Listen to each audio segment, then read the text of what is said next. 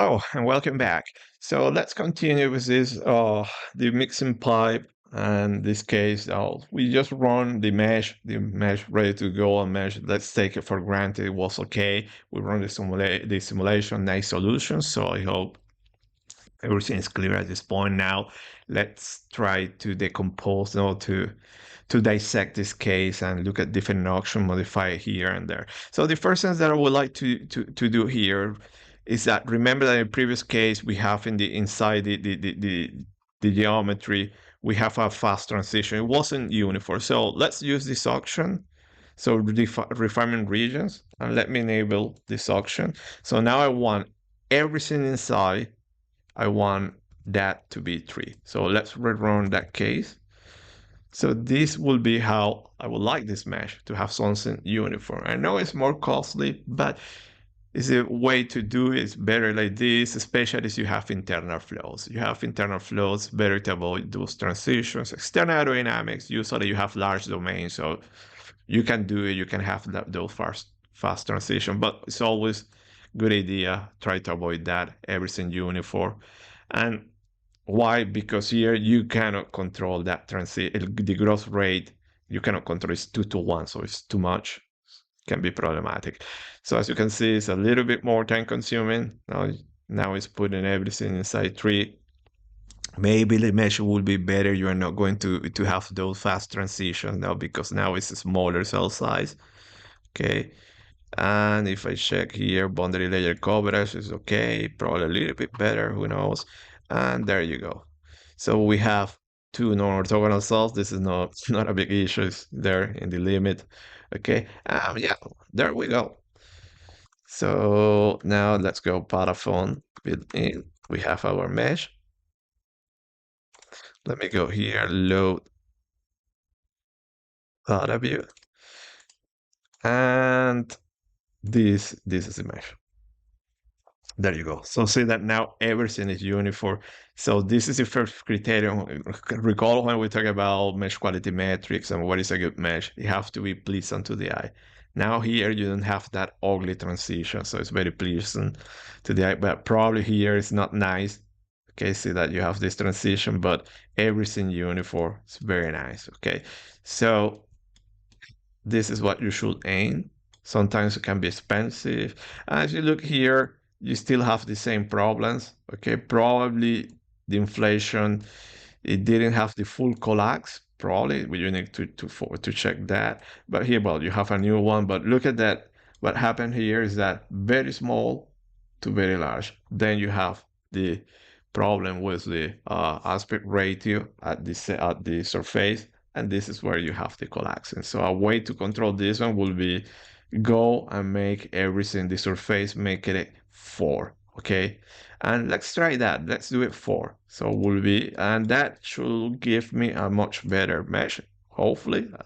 Actually, I'm working on the fly, so I don't recall if that works. So let's keep everything, but let me go here 4 4. Everything is okay.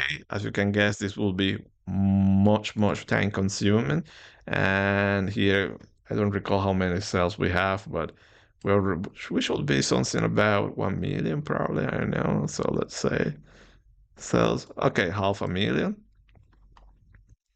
But now if I go 4 4, that will increase, that cell count will increase a lot. So this will take a while. So while we get the mesh, okay, let's see.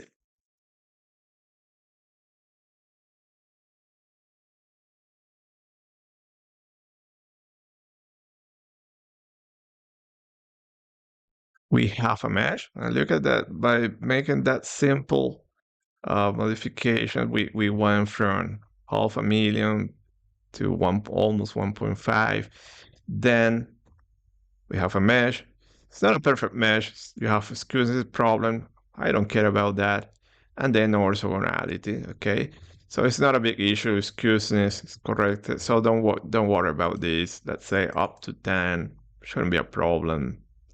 Okay, let's say 8. Formally, my maximum is 8, but that is correct automatically. No orthogonality, just 2 cells. Here, 28 cells.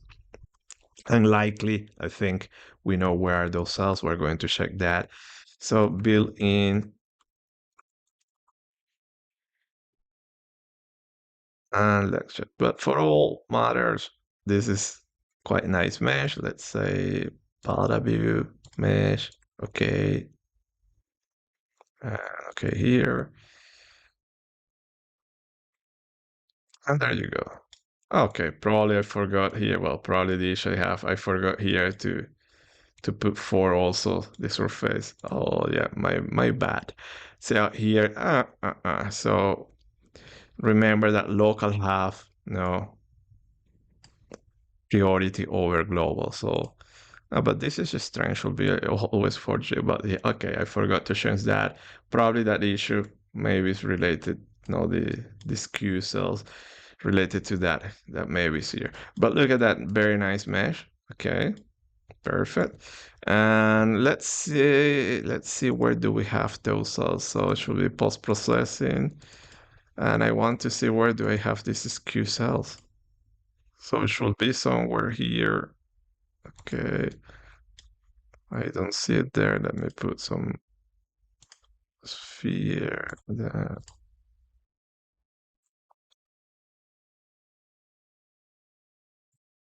I don't see those cells. Let me see where they are. Okay, yeah, there. Let me open the geometry to see properly where are those cells.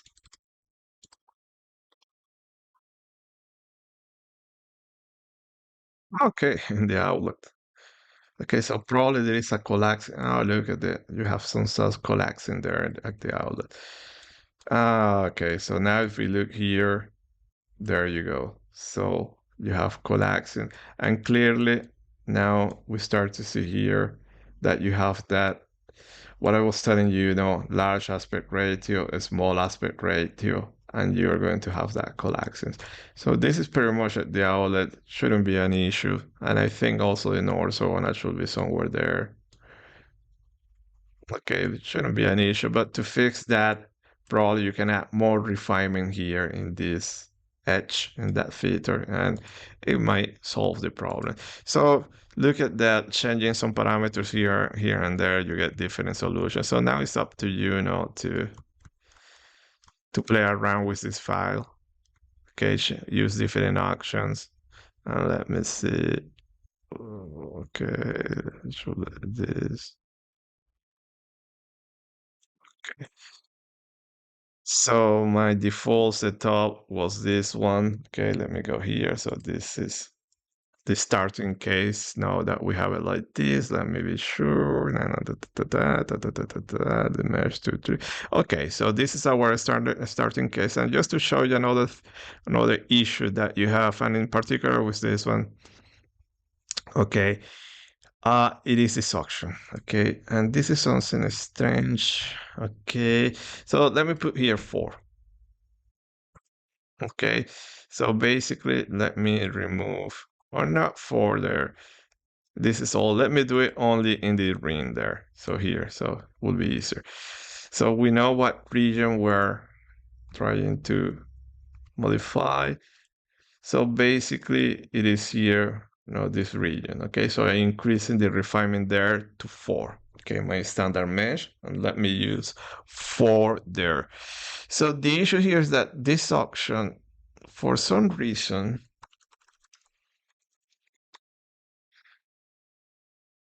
it doesn't work most of the time. Okay, I don't know why, or actually I need to rig the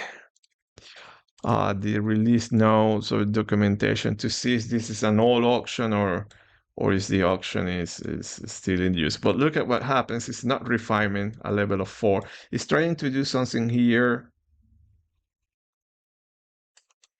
and something here, but this is not a level 4 refinement. Okay.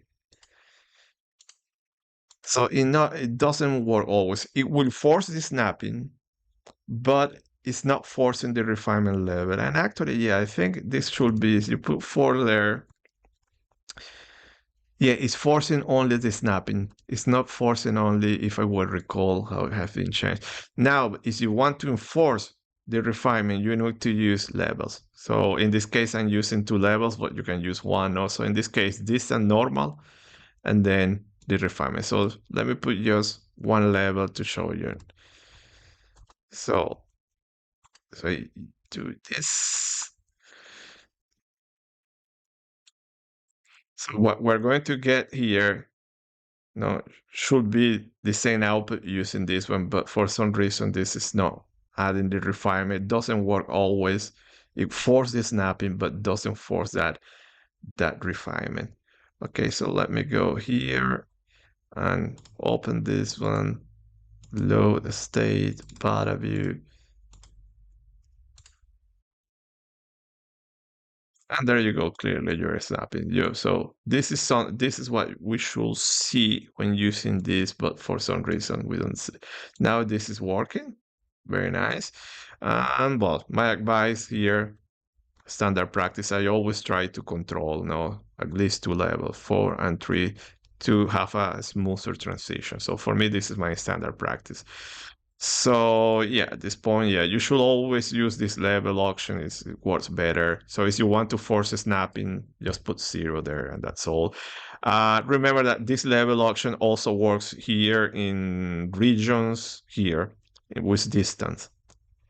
Okay, you have it here, and you can do something similar with distance. Okay. Uh, so that being said, we have that, and now let me show you that now. I have access here, regions. Okay, here you have the comment. If you read a second STL, this is the way how to do it. Remember, it will be an STL on top of another STL. This is not a region. So you need to use distance. Do not use a refinement surface STL on top of an STL because it's going to give you problems. However, recall that you can access that patch here. That region exists here. So you can access that region, and let me access that region just to show you there. And let me put in that region a refinement of 4. Okay, and this will be the last part of this video. The next one, we're going to focus on boundary layer. So it gave me an error. Okay, so always be careful already. Let's back to the error there. I left that point there. This is snappyHexMesh dictionary. Yeah, be very careful. That sometimes it's quite tricky to find where you have the error. Sometimes you misspell something, so you have to be very careful. Okay, so always you have a lot of information. Following these standard practices, all these different cases, then you start to read this one and you will see that many things will make sense. You will start to identify the metrics and what is happening and so on. Okay, so this should be done. Polyform built in. Let me open here this state, paraview, mesh. Okay, okay. And there you go, this patch, and you have saying you can do it with the image now with the edges, and this is a lot of control that we have here. Now the problem here that we were having in the fine mesh. So this is it, okay? So now let's move to boundary layer. We already know, but let's go a very, very fine mesh and let's see some issues and focus in the aspect ratio. So see you next video. Bye.